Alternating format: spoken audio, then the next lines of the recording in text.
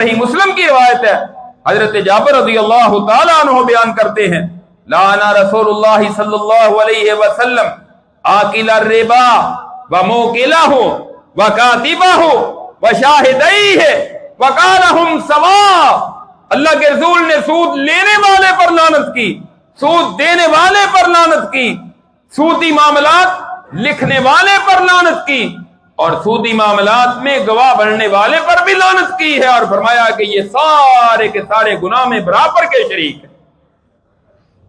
اب آپ اندازہ کریں کہ سود لینے اور دینے والا تو بہت بڑا مجرم ہے، لیکن جو لکھنے والا ہے، صرف اور صرف جو کتابت کرنے والا کاتب اسٹامپ فروش سودی معاملہ لکھتا ہے، اور اس میں یہ گروی جو ہے یہ بھی سودی معاملات میں آ جاتا ہے، جو اسٹامپ فروش گروی کا کاروبار کرتے ہیں لکھتے ہیں وہ بھی اس میں ملوث ہے۔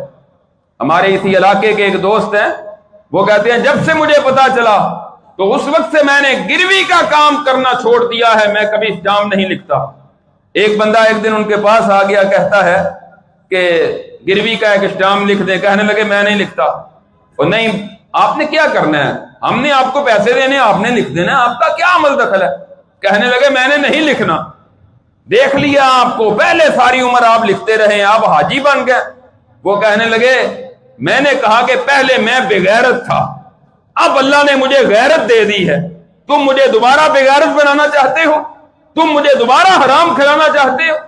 جب تک مجھے علم نہیں تھا میں نے یہ کاروبار کیا ہے، اب میں کسی صورت نہیں کروں گا، جتنے مرضی مجھے پیسے دو۔ یہ ہے انسان کے ایمان کا تقاضا۔